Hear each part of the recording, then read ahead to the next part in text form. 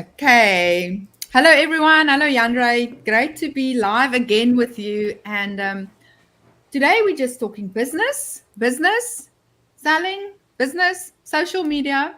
It's so much fun. I get so excited when I talk to business owners. So I'm going to tell you of a few cases.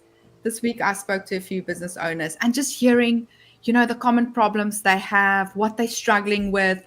And that is why I thought, well, let's talk about it on this live because I'm sure there's many of you out there. And if you are watching, please say hi in the comments. Tell us if you're a business owner. Tell us what you're struggling with. What are those pain points? Is it selling products? Maybe you've got a business idea. Maybe you want to know, how do I start this business? Or maybe you started a business. How do I get it out? How do I get it in front of people? Let us know. Hello, Jandre. Lovely to speak to you again today. Ja, lekker, Magriet. Nice to be here. I hope you had a good week. I'm doing well. How are you doing?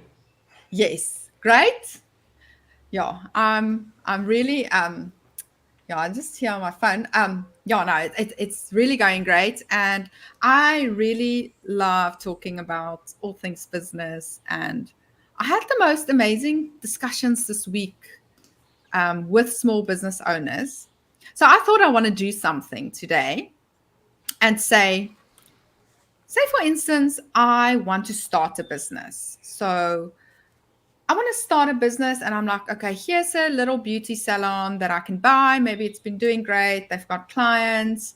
Um, I want to buy it. So I want some advice from you on what must I look at if I, number one, want to buy over an existing business, because I know there's a lot of people looking into buying businesses, but what is it that we must look at when buying, for instance, something like a beauty salon?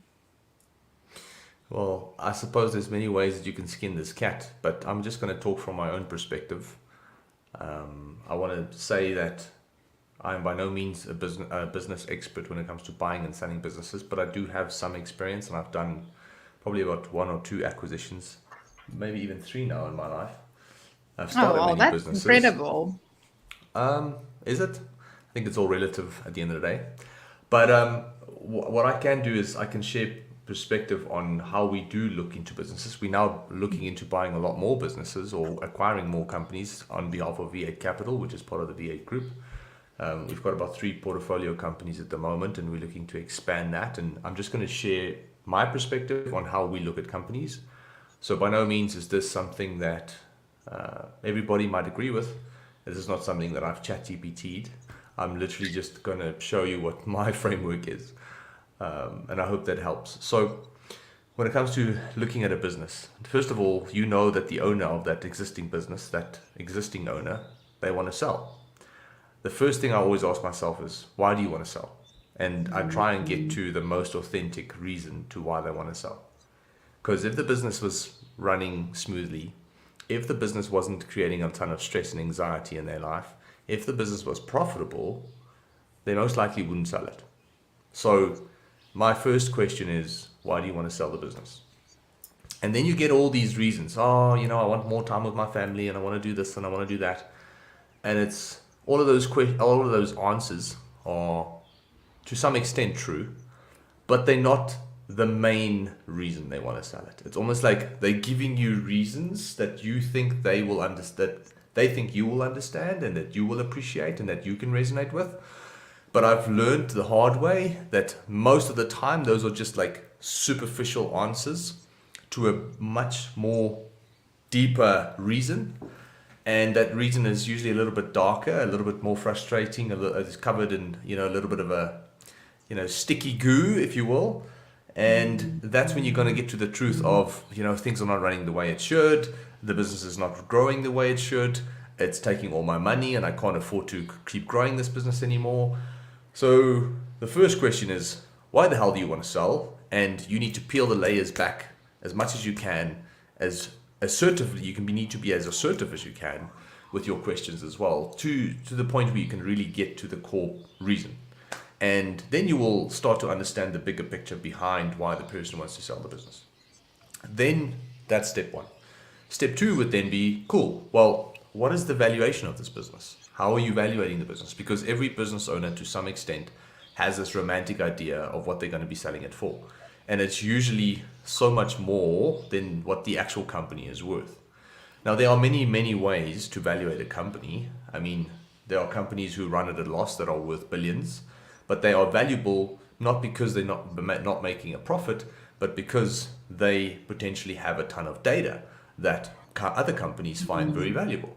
So it's not always about the amount of profit that a business makes, but if you are buying a very straightforward business, or like a boring type business that is like, this is, people come in, they get their service and they go out, like an accounting firm or a beauty clinic or any other business that's just very straightforward, then usually you evaluate that business based on the amount of profit that it's making on an annual basis. And a very simple way to evaluate a business, this is probably the simplest way that I just look at a business, is literally looking at the amount of profit that business makes per year, and then you give it, you times that profit by anything between 2 and 4, depending on the industry and depending on obviously some other factors like competition in the market and how old the business is and the potential for growth and all of these other things. So you do a multiple on the amount of profit that they're making per annum. So let's say a beauty business, for example, is doing 200,000 Rand in revenue per month, and it's making 50,000 Rand revenue. So it's running at a 25% profit margin, or whatever you want to call it, just for hypothetical reasons. Then you can say 50,000 Rand times 12 months is technically 600,000 Rand.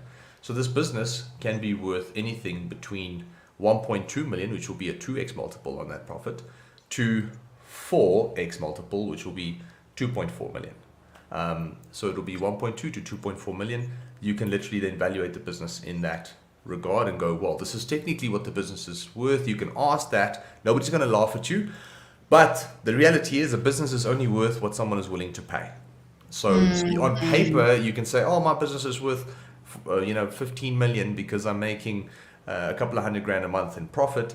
But the reality is the business is only worth what someone is willing to pay for it. If nobody wants to buy the business, then your business is worth nothing.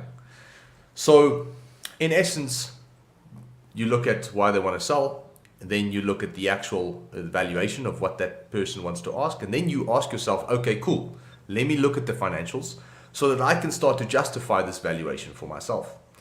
And then you also go deeper into asking yourself, what are you actually buying here?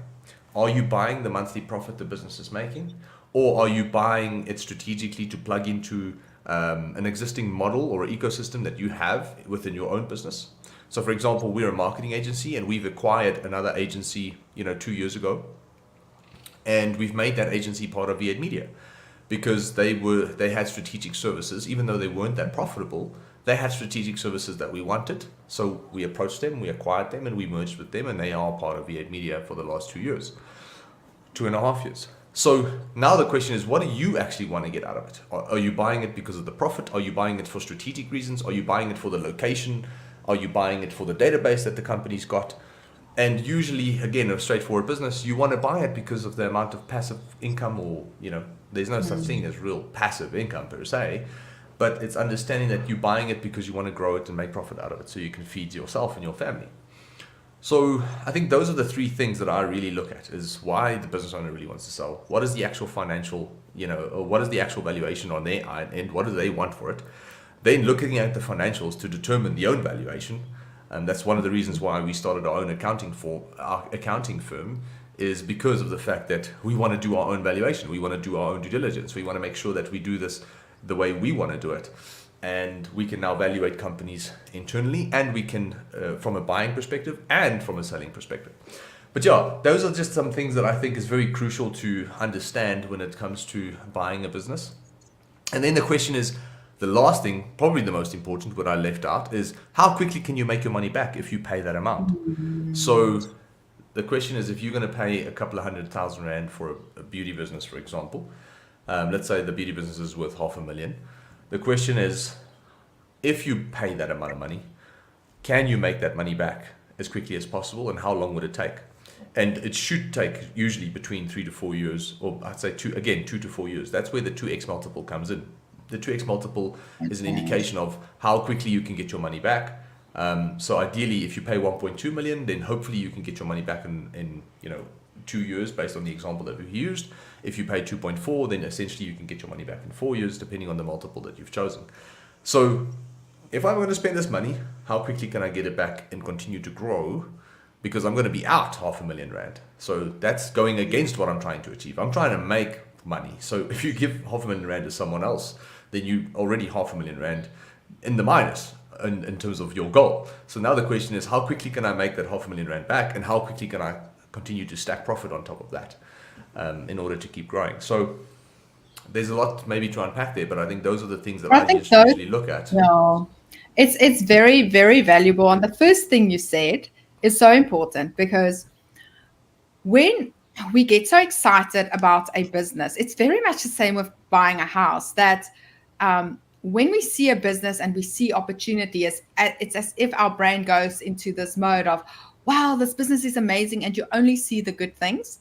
And what you said, why do these people want to sell? It's something you have to really go deep in, and to have sort of like a devil's advocate in your head as well, because I Absolutely. have seen so many times you're so excited. It's that beginning stages and you're excited. And then suddenly, when you have the business, it's like, oh, what have I done? I need to Exactly. get business in. And this is going to be my next thing. So, what are we going to do now to get business in? And what I find a lot of the times is, when people come to me with social media, a lot of the times they are already kind of in distress. Like, they're like, I've spent this money, I've bought this business, or I put up this online shop. I'm like, and the sales are not coming in. I need to make my money back. And then they want to have social media advice. But a lot of the times, what I find, Jandre, is that the the problem then isn't social media. So I always try to step back and say, okay, but let's look at your business model. Let's look at, how are you getting new customers? How are you selling them? How are you getting repeat business? All of those things. Now, in this instance of a beauty business, and I know you guys do quite a bit of work with beauty salons, and I think it's relevant to all local kind of businesses that need new business every month. What what can people, so people would say, okay, what must I post on social media so I can get clients? Then I'm like, ooh, I don't know. Social media is your last thing. We must first make sure that your business is working. So what advice do you have for business owners to get that business working? That machine must go, Yeah. you know? So, I mean, I'm speaking from a perspective of having worked with probably 20, 30 beauty businesses under V8 Media. And I'm also speaking on the behalf of a perspective of a business owner who actually owns a beauty business. So we bought into a beauty business called Sove Beauty It, Studio. sorry, can And I that just is in ask Alberton. you? Sorry. It's very interesting that you guys actually bought into a beauty business, because it's quite a competitive industry. So I love the fact that you like I business. love competitive industries. Like a competitive industry tells me that there's demand. So it's like the number one industry that I love. I mean, the marketing agency I started in 2018 was already a competitive industry. Everybody was doing Google ads and starting to do pay Facebook stuff. And so I love competitive industries because it proves to me that there is demand. The question is, how can you innovate in that industry in order to bring that demand to you, as opposed to that demand going to competitors? And I think that's where your imagination and creativity as a business owner needs to be expressed, so that you can create that unique selling point, so that that demand can be, paying attention to you as a business. And yeah, so I like competitive industries. I love it. And one of the beautiful things about a beauty business, no pun intended, is that it's not a trend. It's something that people are always going to focus on. People want to feel good about themselves. People want to take care of themselves. It's not something that's going to go away. I don't think we're going to, we might be more authentic. We might be less fake. So we're going to be doing less fillers and less Botox, and there's maybe to an extent people are going to be like, well, I am who I am and I'm enjoying my wrinkles. But the reality is, you still want to do your nails, and you still want to get a massage, and you still want to, maybe do a facial every now and then, and you want to do some laser treatment on your pigmentation. It's like that stuff's always going to be there to some extent. It's just the degree of what it's there, it's going to shift. So that's what I like about a beauty industry, is that the industry is not going to go anywhere. It's going to be there for a long time. And at the end of the day, it's just how you can innovate within that space in order to help your business grow, I think. Yeah, that's yeah, I think we want to look more natural, but it's it's very hard not But to now go. getting, I didn't really answer your question there. I just gave you some context and we spoke about, the competitive Yeah, side of industries. But let's talk yeah. about the beauty business. So we started the beauty salon, I think it was in November. And long story short, the most important thing is one, you need to be able to fulfill on the services. So that's the most basic thing that you need to be able to do. Mm. So once you're able to actually fulfill and make sure that people get a good experience and a good customer service, then that's when you start to focus on marketing. Because if you can't fulfill properly and you're not going to give people a good experience, those people are never going to come back. Which means is you're going to spend all this money on marketing, but the people who actually come through the door because of the marketing are never going to come back because they didn't have a good experience. And there's only two ways to grow a business. You need to find new customers and you need to bring them back as often as possible so that you can continue to compound your revenue and your profit. So it's really understanding that Can the we just two, there's sort of two, repeat that again? So there's only one way to grow a business. Is that what you said? well, You well, there's two ways to grow a two business, ways. but it's all part of the same. It's two sides of the same coin. One, you need to find new customers, but you can't Constantly scale. find new You customers. have to constantly find new customers. That's one way to grow the business, but it's not the only way to scale because it becomes a lot easier to scale the business if those people that you found last month that were new are coming back in month 2 and month 3 because they had an amazing customer service. So that's why it's two sides of the same coin. One, you need to find new customers every single month. That should be a target to see how many new customers did we find this month. The second side of the coin is how many of those people came back this month. Now, every business is unique. The iStore doesn't have someone coming in buying an iPhone every single month. But what they do have is someone buying an iPhone and a cover, and 2 months later they buy AirPods, and 3 months later they buy an iPad for their family or whatever the case may be. So it's understanding that once you found that new customer, how often can you bring them back so that they can spend more money with your business? And that's why it's technically one coin, but there's two elements to this coin, and that is you need to find new customers and you need to bring them back on a monthly basis.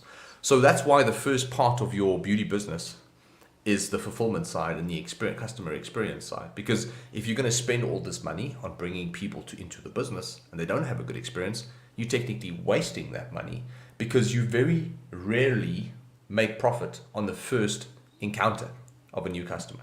So that customer that came through the door, if you had to work it out in terms of cost, you would have spent, let's say, $200 on a Facebook post and an ad, and that two customers might have inquired. Only one of them would have showed up for the booking. That means, hypothetically, it would have cost you 200 Rand to get that customer.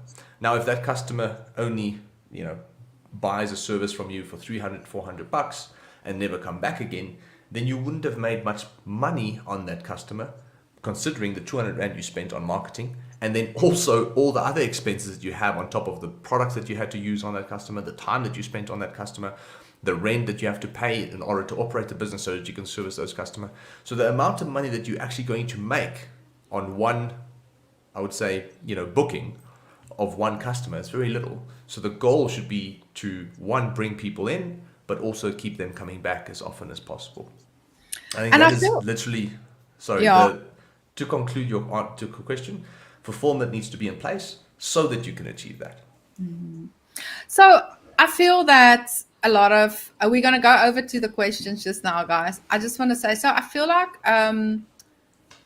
with this, a lot of the times, especially something like a beauty salon, right? Like I want to go to the beauty salon every month, but I don't go because I'm busy and this and that. So what I was thinking is if this salon that I already love, I love their people, I love their therapist, would somehow communicate monthly specials to me, maybe give me like a reason to get out of my busy days. Because sometimes the service is great, but you're not reaching out to those people again and in a way that they actually want to come and actually commit. It's a lot of the time with the Yeah. commitment. Like I would visit the salon much more often, but there's so many things taking my attention.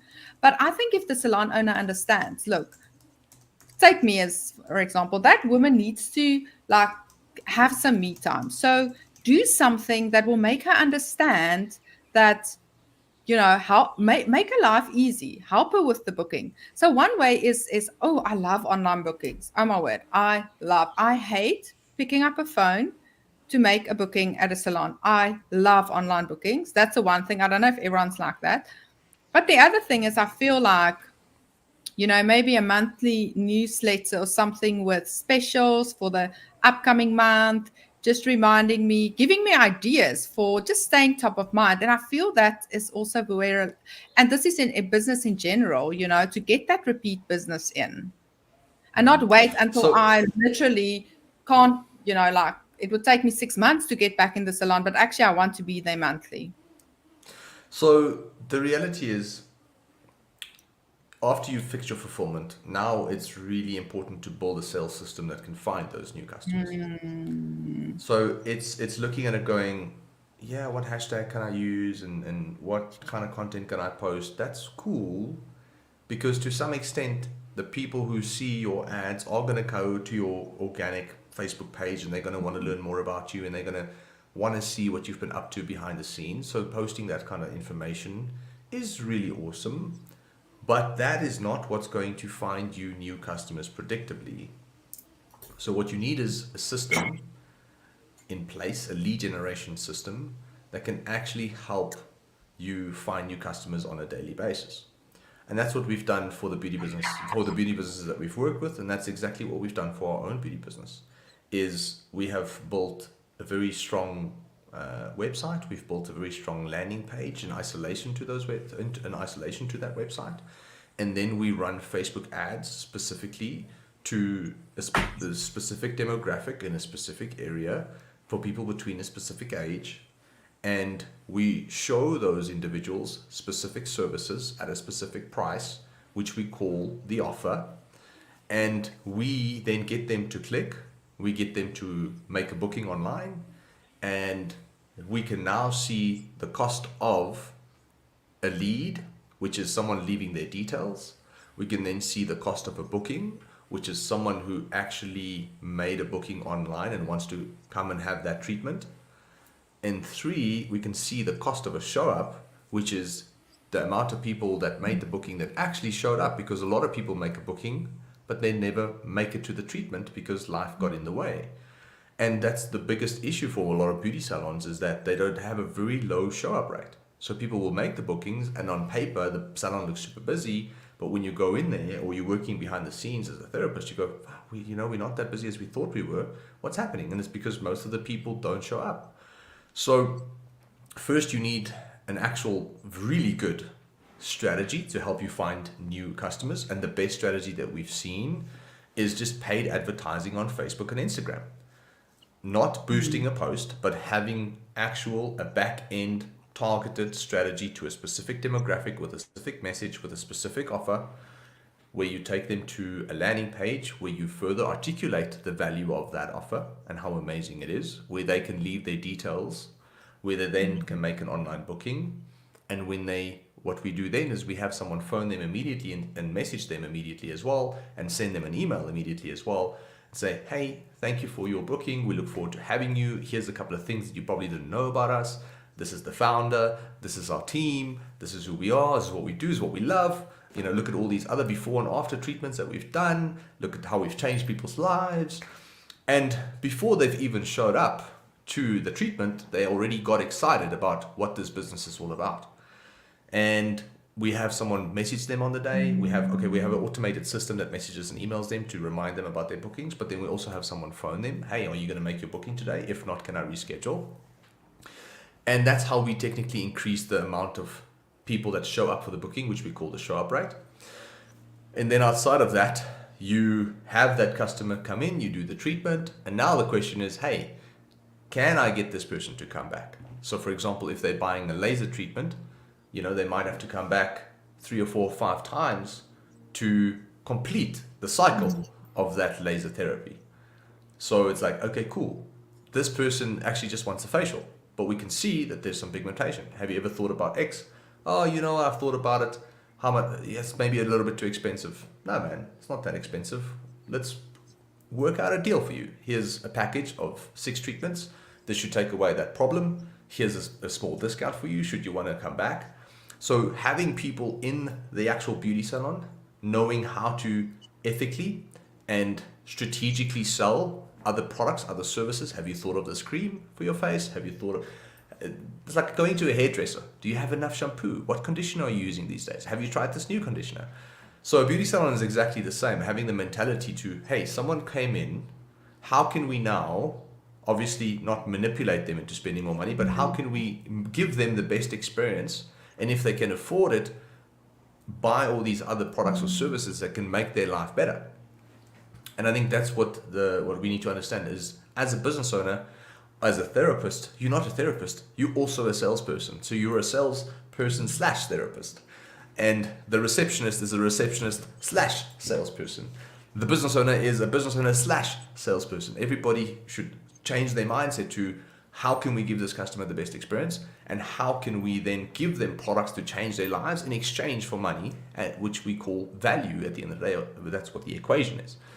So paid advertising is the best way to just find new customers predictably, because now you can see it's costing us 30 Rand a lead, it's costing us 80 Rand a booking, it's costing us 120 bucks for someone to show up. Our average treatment is 800 bucks. The profitability on that is 30%. We're in the green. Now we need to bring that customer back with email strategies and SMS strategies and regular reminders so that that customer can come back and spend more money with us over the next 6 months or 12 months. And that's essentially how you start to grow your beauty business. This is if everything else is in place from a fulfillment perspective and operational perspective. I think one thing that really struck me now from what you said, and this is relevant to each and every business owner on this call, is the fact that if you don't understand that you are actually in the business of selling, then you can't run a business. I mean, that is that it's a total mind shift that I had to make, of understanding that I'm not only a coach, I'm a salesperson. And I'm like, I don't like selling, but then you can't be in business. Do something else then if you don't like selling. So what you said about understanding that you as business owner, you as receptionist, and this is for all businesses. No, it's for every single business. It's the whole time about a selling process of understanding how can you better serve this customer.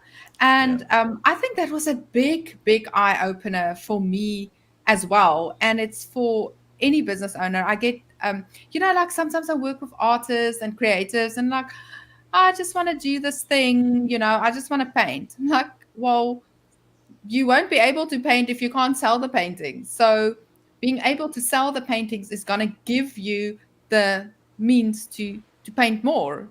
And that's quite an Exactly. interesting perspective. Yeah, it's so interesting, Jandre. I just want to ask you, so you say you send ads to landing page. Now, say someone don't have a landing page. Would you recommend Facebook lead ads maybe for someone who don't have a website, or, yeah? Yeah, I think if you're just starting out and your website is absolutely horrid and you haven't had the time or the finances to fix it, and you're not technically inclined to build a landing page yourself, then 100% Facebook lead form ads is the best way to generate, interest, because you And get that's in easy enough someone's... to do. That's very easy to do. You get someone's contact details in terms of name, email, phone number, which means you can now pick up the phone and say, hey, I saw that you were interested in this treatment.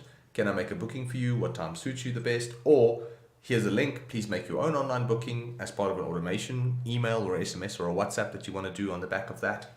So most definitely, even if you did have a website, it's still a good strategy. So we do various strategies. So we'll drive people to this website, we'll drive people to lead form ads, we'll drive people to a funnel, and we'll always see what works best for that specific industry, not necessarily industry, but more that demographic, that area of people, because everybody behaves differently in different areas. That's also one thing that we've noticed. So some people prefer to go to the site, some people prefer to make online bookings. So it's important to test all of these things out and see what works best for your business. So perhaps we should go to a few questions. Is there a question you want to get into? Um, I think there's a few that we can maybe start at the top with. okay. So So we've got, do you want to read that? I Sorry. worked for a property developer, and digital marketing strategies are different in this space. What advice would you give? So, property developer. So, they probably sell houses I or don't know. whatever. It depends I what have, property. I think, yeah, to be honest with you, I have zero context to property development. I'm not going to even pretend like I know how to figure this out. If you told me who your ideal person is that you're trying to target, I can maybe give you an advice on this. But property development could mean almost anything. So I don't even know how to start to answer that question. But I'm going to hypothetically assume, or we can maybe play out some scenarios. So let's say you have property that you want to rent out, like office spaces. You know, a lot of office spaces, run strategic Google ads for people looking for commercial space to rent. That is, Google Ads is a great solution for that because people are going to search when they're ready to get office space. They're going to go office space in Sandton. What does offices cost in Rosebank? So that's a high intent individual that is sitting on the other side of the screen looking for that solution, which means Google Ads is a great option for you as a business owner to target those people when they're ready to look, for that specific solution. Then let's pretend that in the property space that you're a real estate agent, you're looking for buyers and you're looking for sellers. We've actually seen that Facebook ads work really well for this. Strategic Facebook ads targeted at people interested in real estate or interested in maybe people who've recently moved is a great targeting audience because people who have moved usually rent and then they potentially want to buy at a later stage.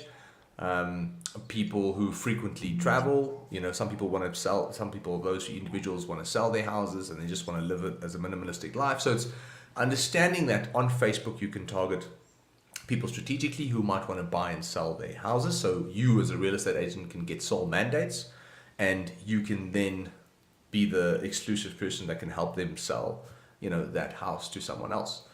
So that's real estate, that's commercial.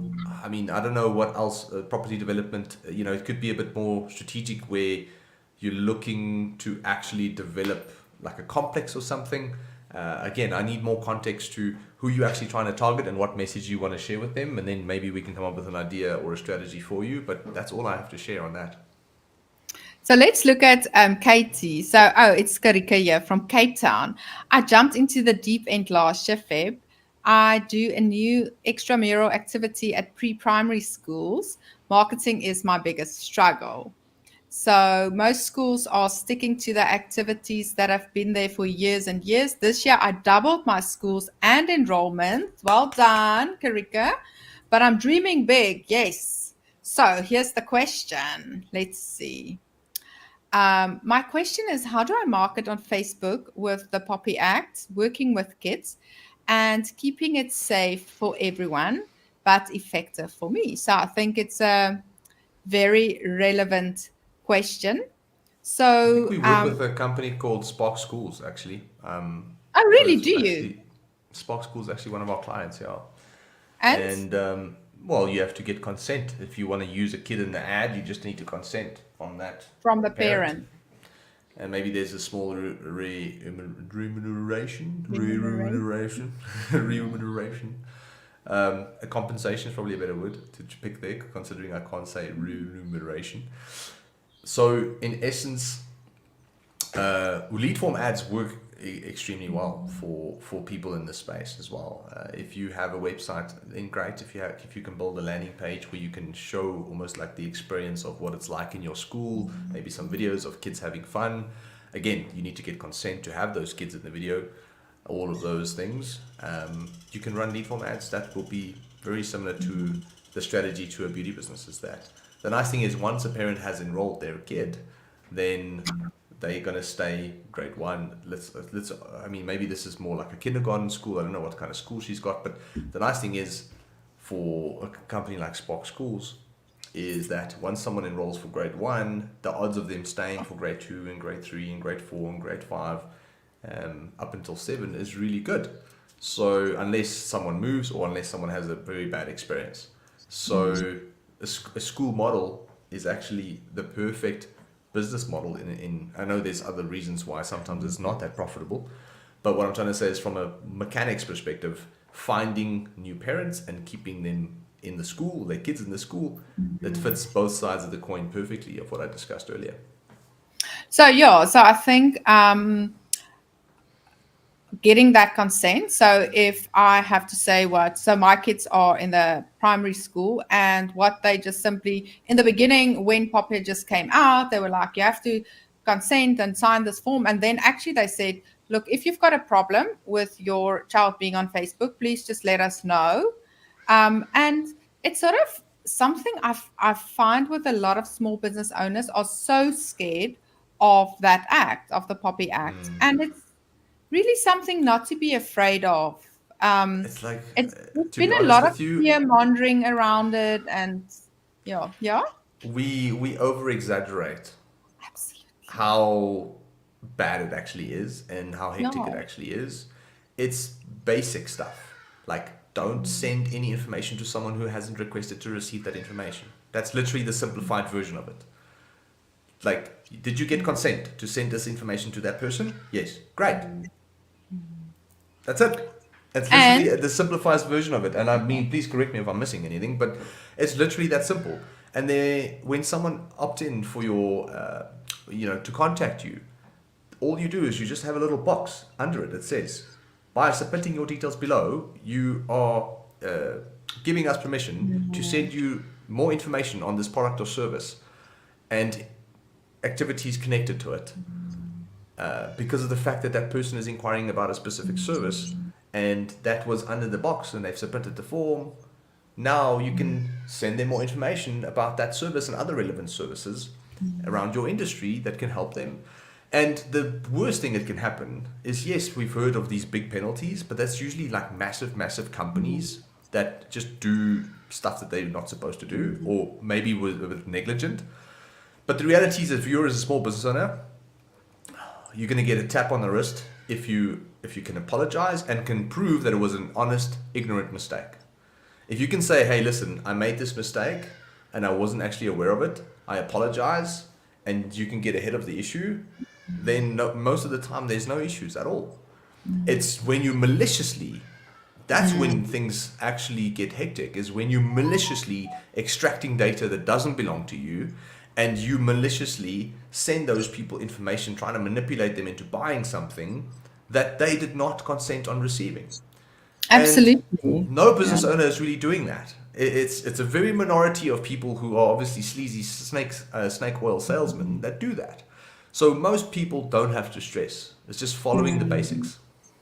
Yeah, so and I think, okay, specifically around the kids on social media, but once again, it's just a platform. Like if you ask a couple of moms and you do maybe a photo shoot, it's the same as there are kids on television in television ads. Okay, it's just like that. It's social media. It's just like, okay, so it's not television, it's Facebook. So just have consent from the parents. Maybe ask them. Maybe do a little photo shoot.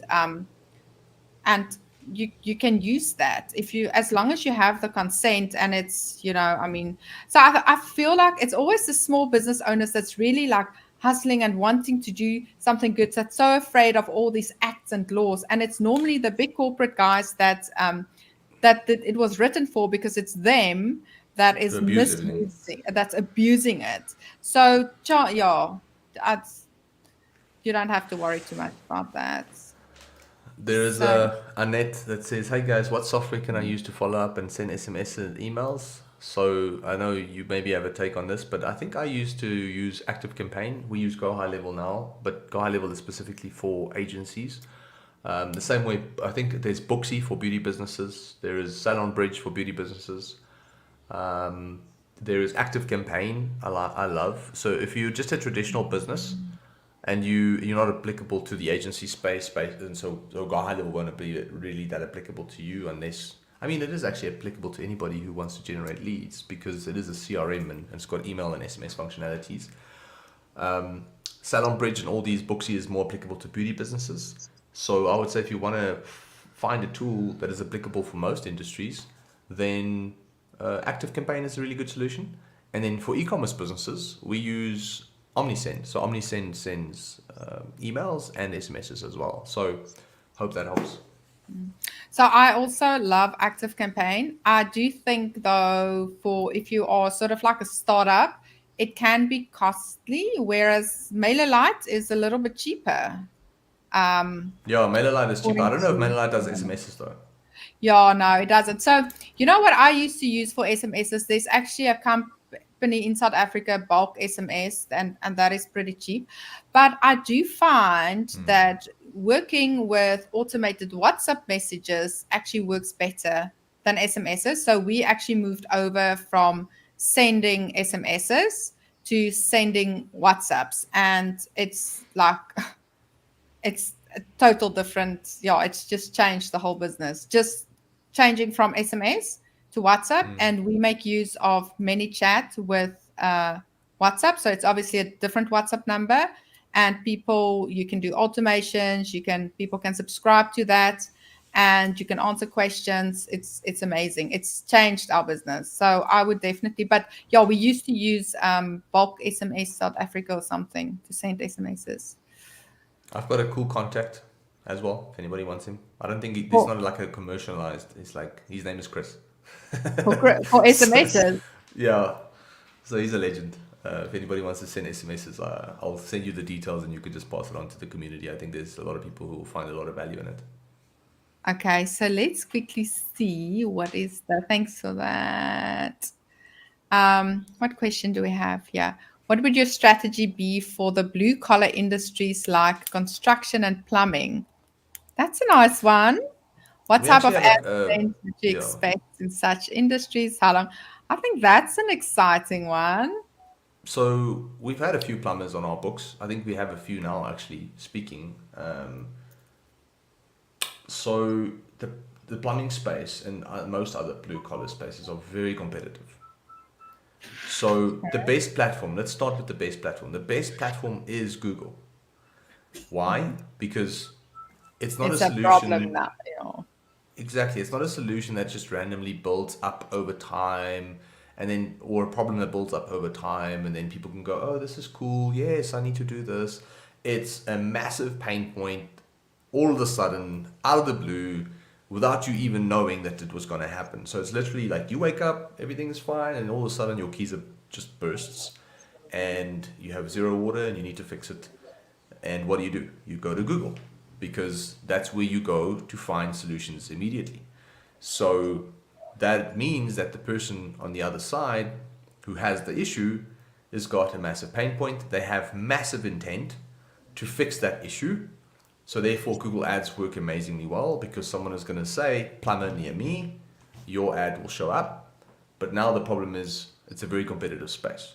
So how are you positioning yourself as a plumber a little bit differently to most others so that someone is more inclined to take and accept your quote when it comes to fixing the issue as opposed to someone else's? So Google ads, in my opinion, will be best. But the problem is it's very expensive because it's so competitive, because everybody does it.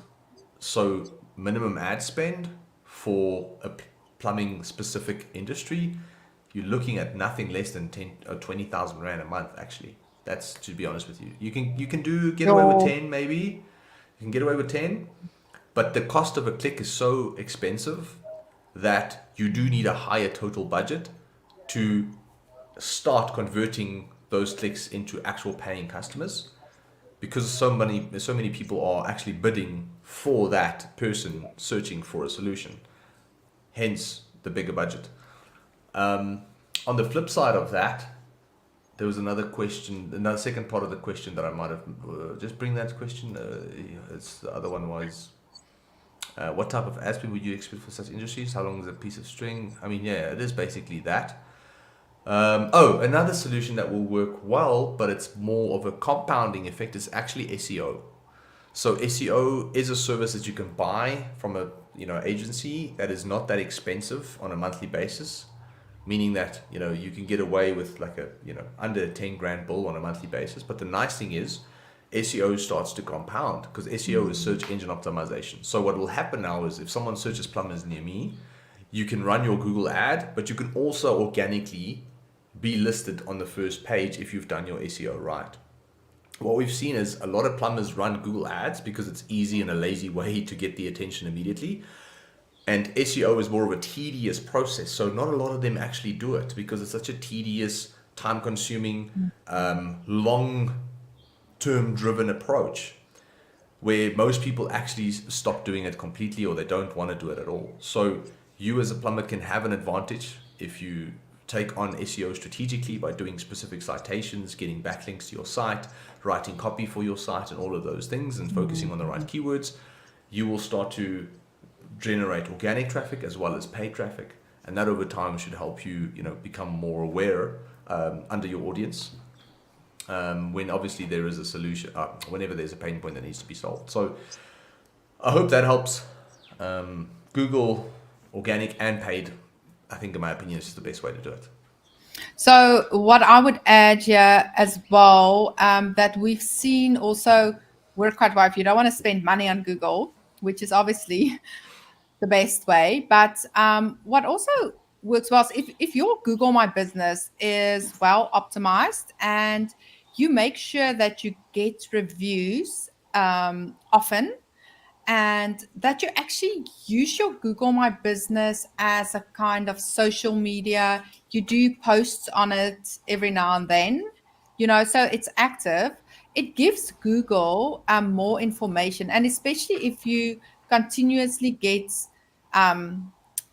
this is just same as the SEO. It's something that builds up over time. If you can continuously get those reviews in, and that is just literally asking the people for a review on Google, that really helps a lot to give Google more information, and that could move you up on the Google if you don't want to use ads. We've seen that work because it feels to Google that you, so if you've got another plumber in the same vicinity as you, because Google always wants to show people the best option for them. Now, if you are two next door neighbors, both plumbers, and the one doesn't really have a Google My Business profile and the other one does, Google will most probably give that one with the review, see, okay, they're doing business the whole time. It's probably going to be a better solution, according to Google, for my problem.